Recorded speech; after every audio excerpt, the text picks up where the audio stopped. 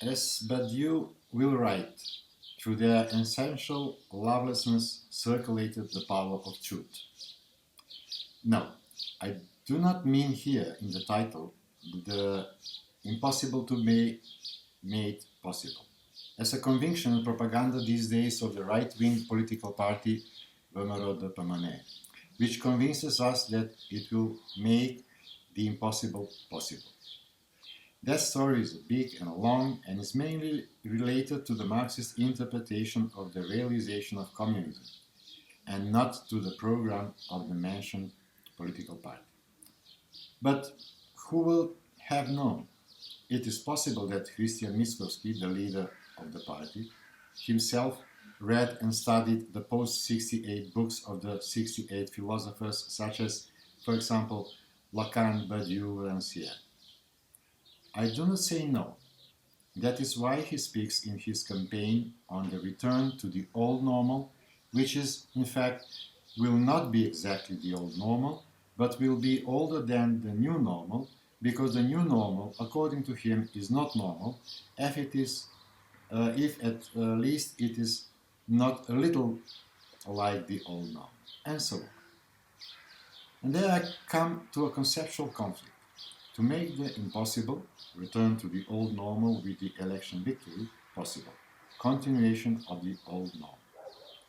Does that mean, I wonder as a voter, that Miskovsky and VMRO de Permanent tell me that the normality which began to be realized, albeit not very extensively and comprehensively and in some places disputable, from 2017 onwards, should be replaced with the old normality of before 2017, to the one that Goran Mihailovsky, the renowned journalist, lucidly and taxatively states in his text from June 3, 2020, and which he concludes with the question, what normality should we return to?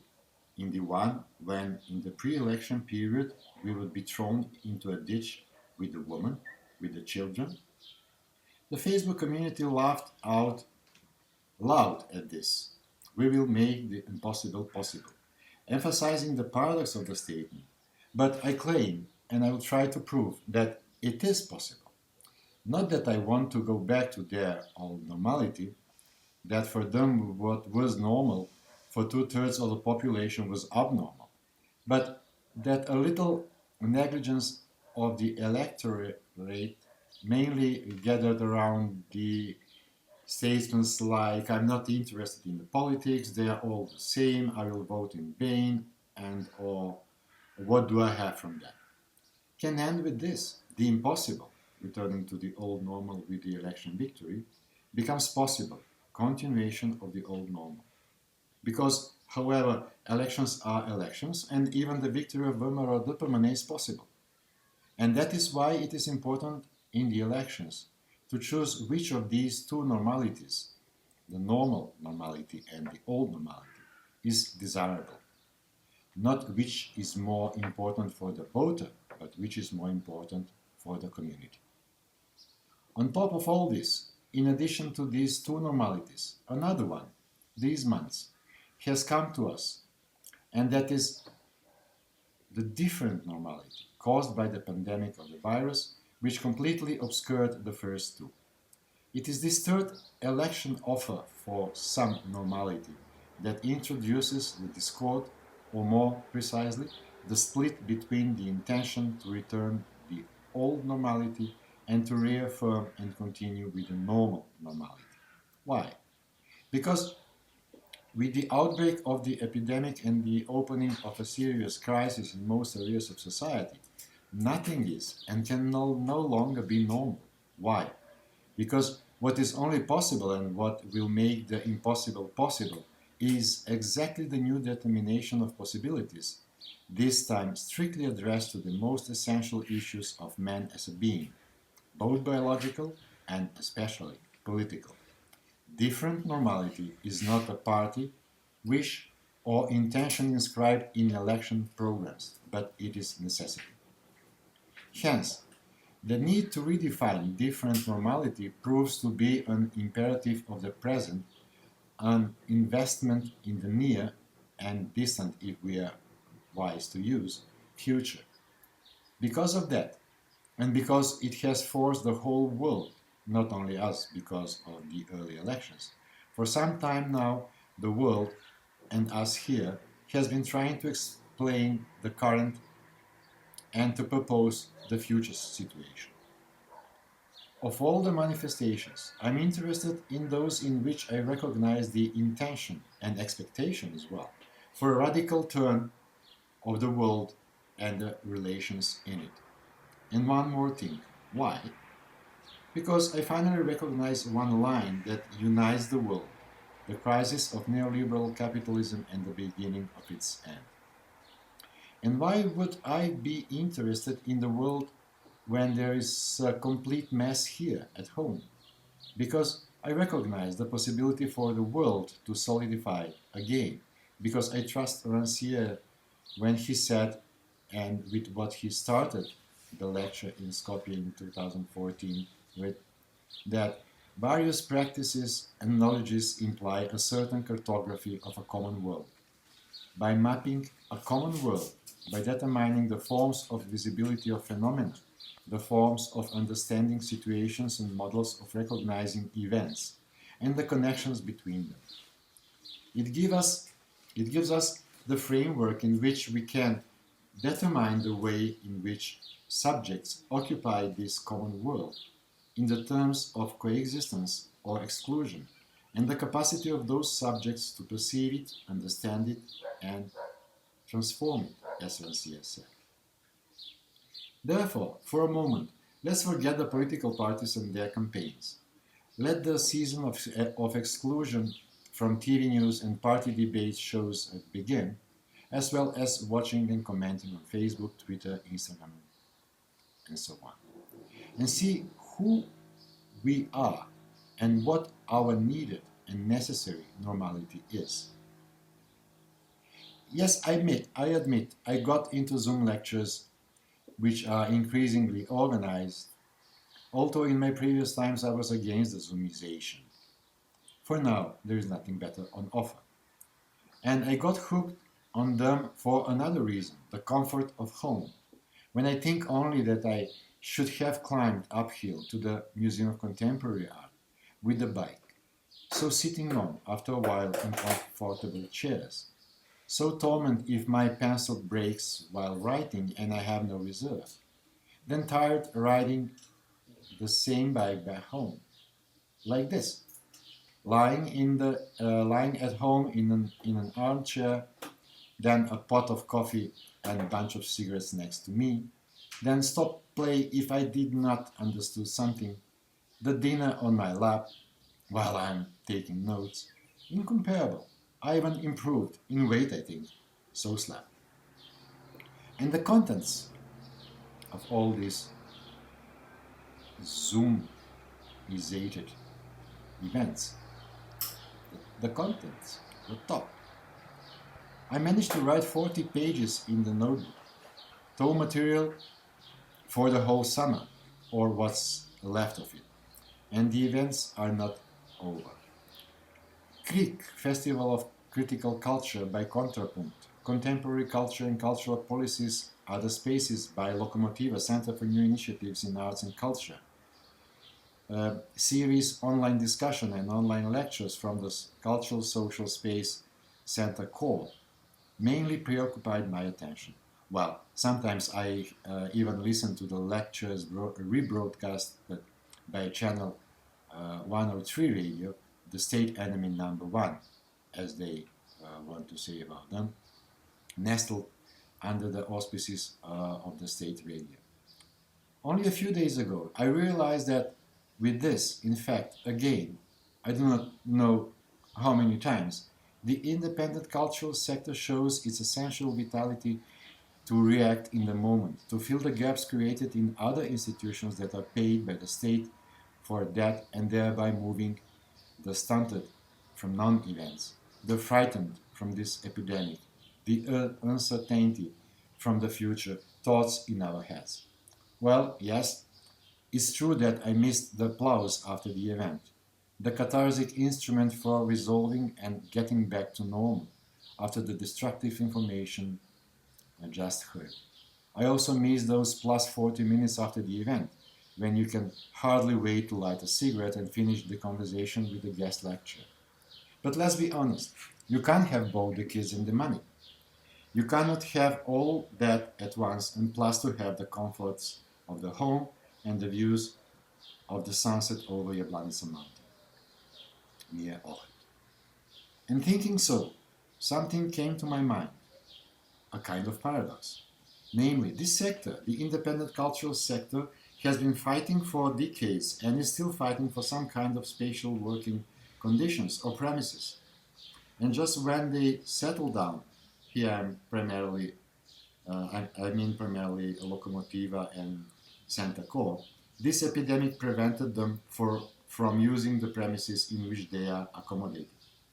On the other hand, through the Zoom, I see them working most precariously from home instead of in the office.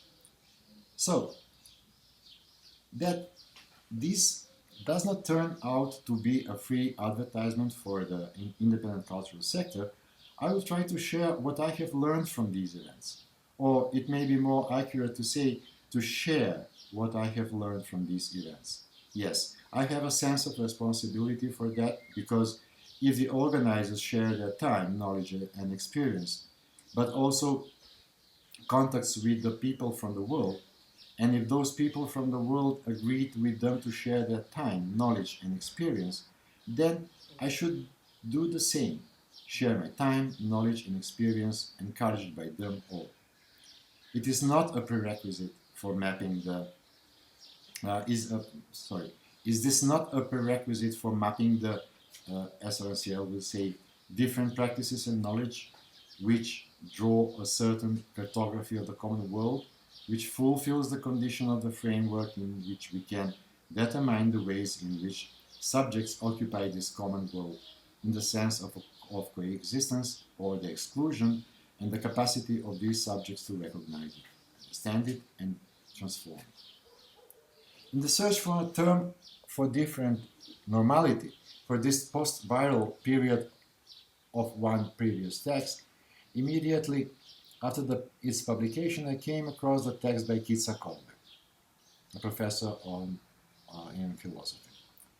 In it, she writes an analysis so accurate of our nature that I can only recommend the text to you to read. But here I will single out only one thing. She wrote, reality shows that the world can gradually and controlled returning to normality, but not the Macedonians. In their state of epidemics, reactions become unpredictable and irrational. So irrational and unpredictable that I come up with another term, irrational unpredictable normality. Fortunately, Kolbe offers another term, controlled normality. This made things very clear to me and gave some substance to future practices, those that are already among us. Namely, in this new term coin, I recognize an opportunity to rethink and reinterpret the notion of responsibility. Controlled normality, as I understand it, is not a normality that refers to that is controlled by an authority or an appropriate state institution. Additionally, this does not mean that everything is under their control, as the practice itself shows, which Kolbe describes with the virus Macedonicus syndrome. Now, it is quite clear that the phrase new normality, which is in circulation, precisely because the new normality cannot be as much new normality as the previous one, because that new normality still seems to refer to the old normality. Everything the same as before, but a little different. Well, it is not the same. It does not have to be the same. This dialectical relation in which the new normality has as its referent in the old normality, only slightly different, signifies the new normality as out of place in relation to the old normality, as plus, as Badiou will say, the center of occurrence of normality. But here, in this relation, I do not see the contradiction, because as Badiou says on this issue, quote, every contradiction is fundamentally asymmetric in which one element maintains the relation of inclusion with the other element.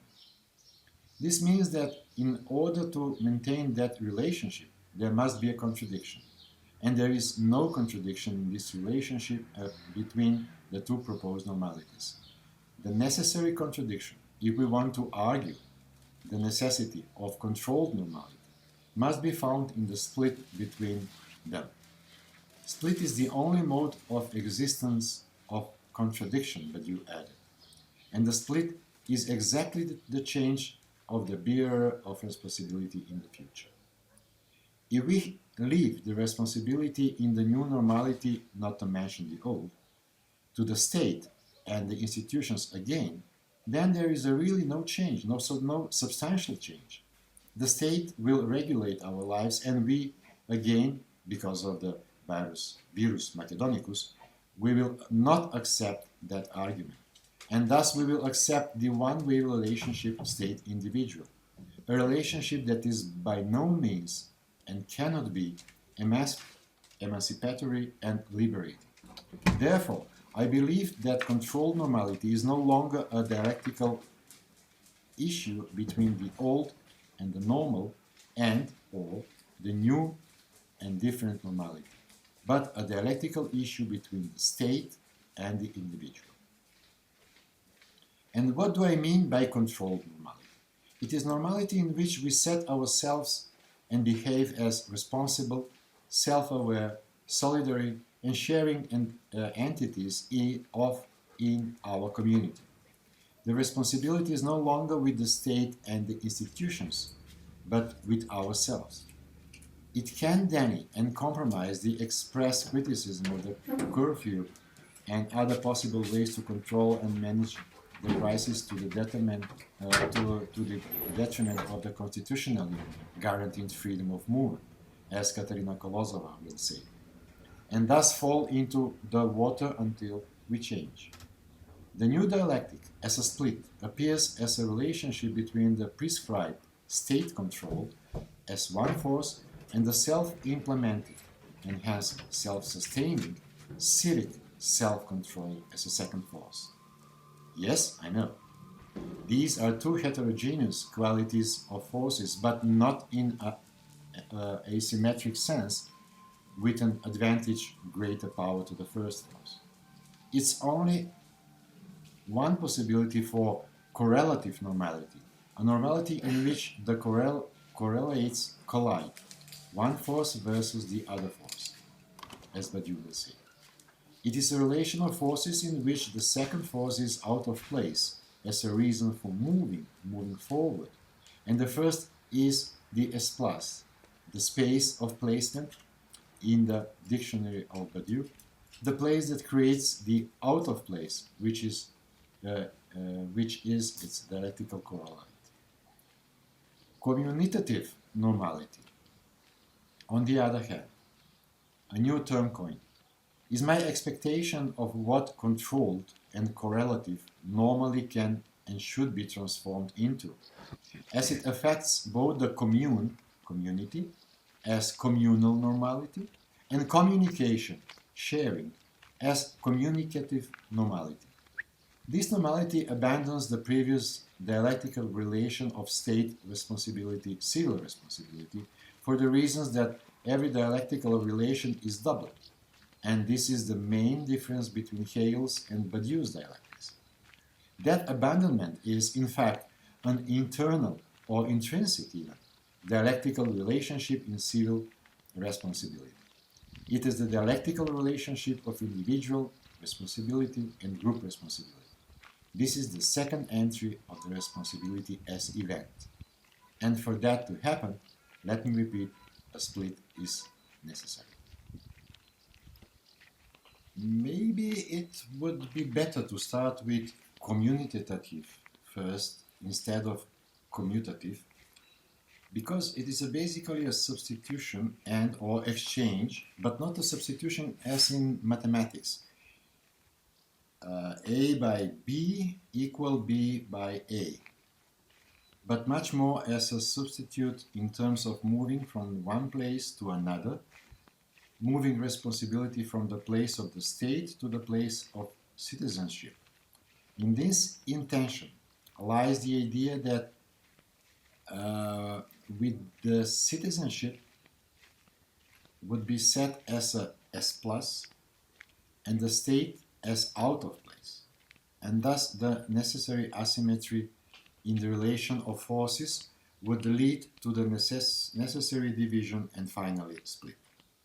That split is the isomorphism between what has value for the individual and what has value for the community. Badiou explains this with the following.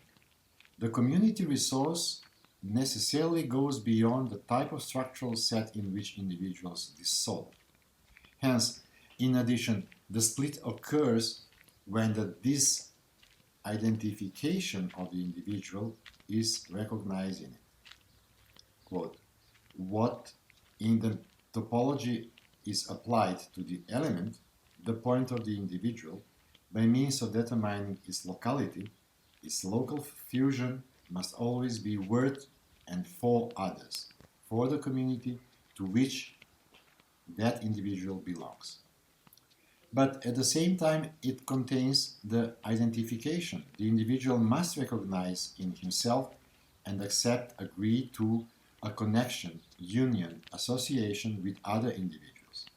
So, communitative normality acting inside one of the two in the one and only dialectical relation, because let us not forget one always appears as two or is divided into two, is the second inscription, which is a break, a split in the cyclic understanding of phenomena, the return of the old normal from the beginning of this text. And that split is cyclicality is the precondition for the historical relationship.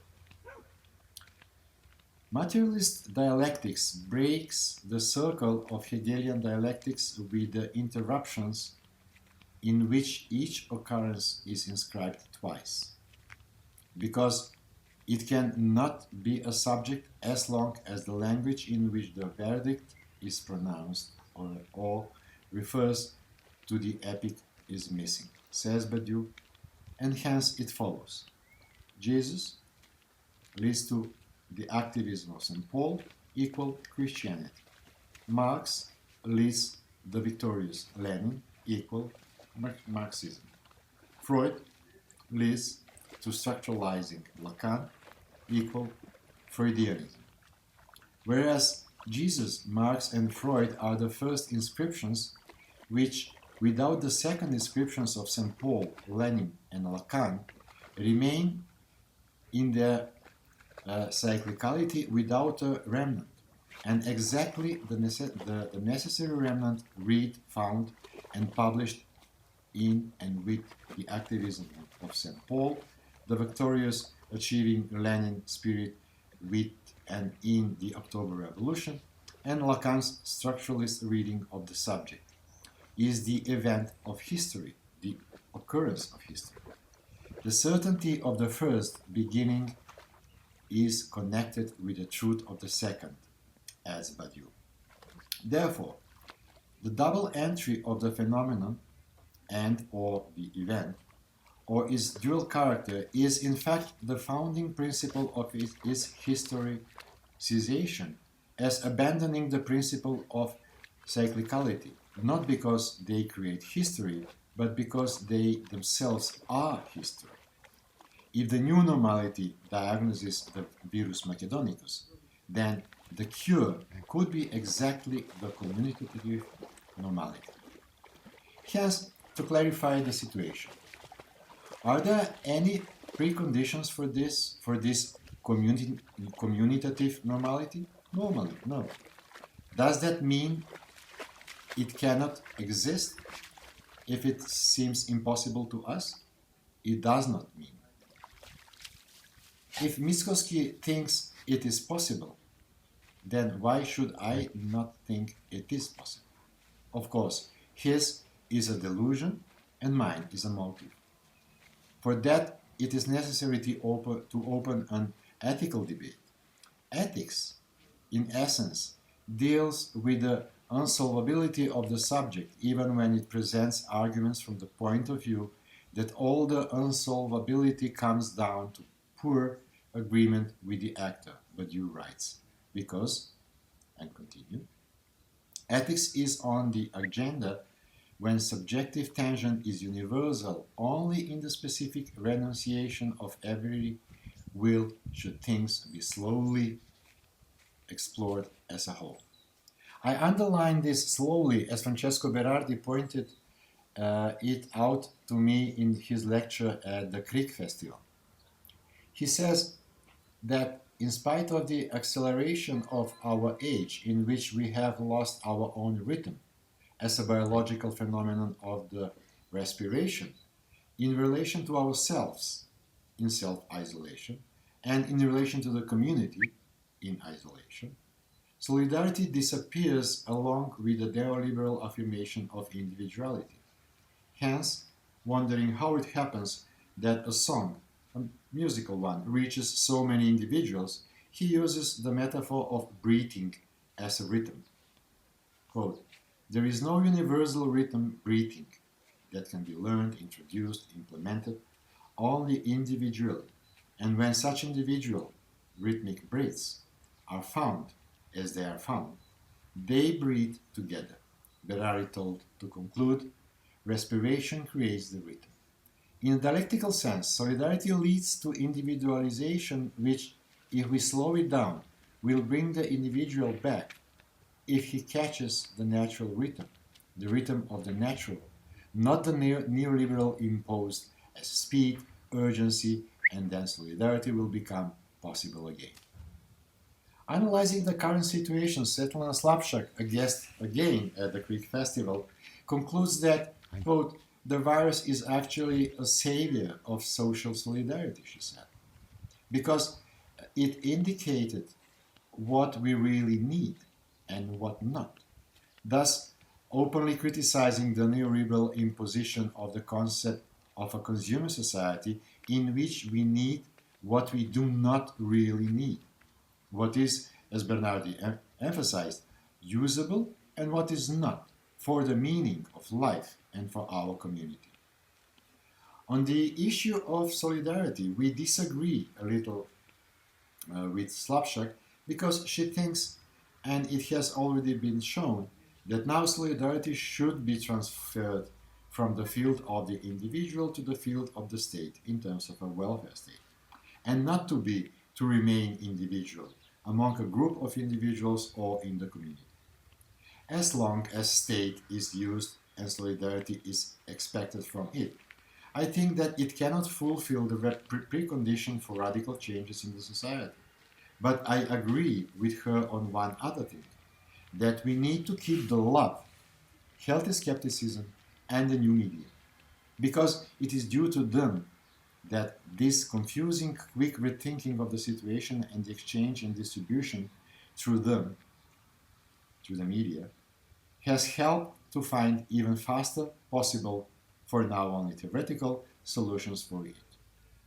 Alfredo Saad Filho, guest for the second time at the Critic Festival, once again left me breathless in the way he thinks about reality through the prism of the economy, and even more so because of his conviction and belief in the possibility of changing the current capitalist system.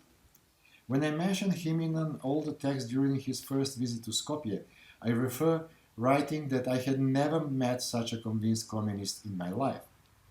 This has been confirmed now, when he stated that he is now more convinced of the possibility of change than he was before the crisis. But what stings me is his reference to work on political practices against fragmentation between people, community, and solidarity.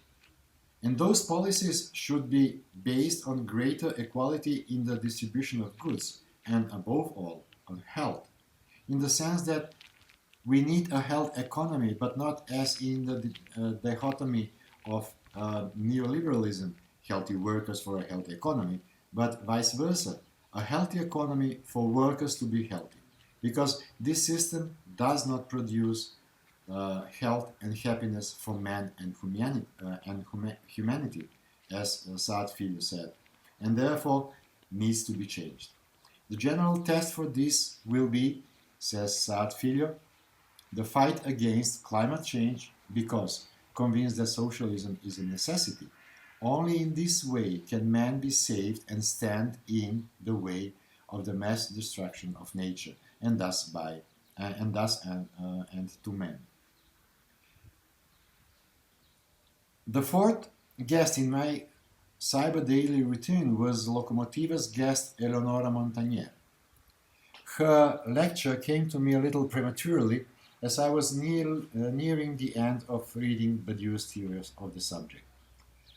On the one hand, I expected that she might untie me from Lacan's knot better than Badiou himself, but I got unprepared. The lecture was solid, short, and precise, clear enough, and I especially liked that she was standing. But one thing remained somewhat vague. Is it possible to approach and invest in the event from a position of historicizing distance, and for it to be something fourth of the Badiou tree? Fate in the event, indifference, and unfaithful, in relation to novelty as essential for the occurrence of the event and its impact and application later in everyday life. I asked, though a little confusingly, and Montagnier, of course, did not know what to answer me. But during the night she wrote to me in the inbox, and the next day we opened a short discussion with additional updates. To summarize briefly, if an art critic or art historian rationalizes, and somehow has to, the commitment and faith with which, even if it is benevolent, he enters the event, does that cause a kind of split that will be lost part of sensory reception in the terms of Rancier's distribution of the sensible? Montagnier's answer is the following, important for this text. The fate can lead if you are convinced of the emptiness created by the event, and you can historicize that passage. That would be the meaning of the ethical debate as a dialectical development in communitative normality, which one fine day would allow not to merge the second into the first side, the communicative into the communal, nor the two sides into a third party, but would lead to the coexistence of both in a reasonable communitative and communicative duality. Yes, precisely in the sense of Berardi's slowly and in a cooperative rhythm, gradual construction of the dialogical from true thought, and to the Saad Filho's society of citizens in the form of a structure in which, as Slapshak would say, it would be pointed out what we need really, not what politicians, the state, institutions tell us we need, including love, but also trust in the event, as Montagnier told us about Badiou, those necessary generators of the communityness. That would be the essence of the ethical debate as a dialectical development for the transition of the impossible of the new as possibility to the possible new as an event. The task of the poet, Aristotle says, is not to make verse, it is to build a fiction, which means a structure of causal rationality linking events in a whole. For it is not a matter of telling how events happen, it is a matter of telling how they might happen, of narrating them as the effects of their own possibility. Therefore, although I was supposed to return to Struga on Thursday, I still stayed in Skopje. If I already had to be in a 3-day quarantine, then as a sign of awareness and solidarity, I thought, it would be mine to offer a text to all quarantined. Well, come on, and all non-quarantined. So they can more easily beat the free time. Because I can do it. Starting with the initial Facebook meme, whoever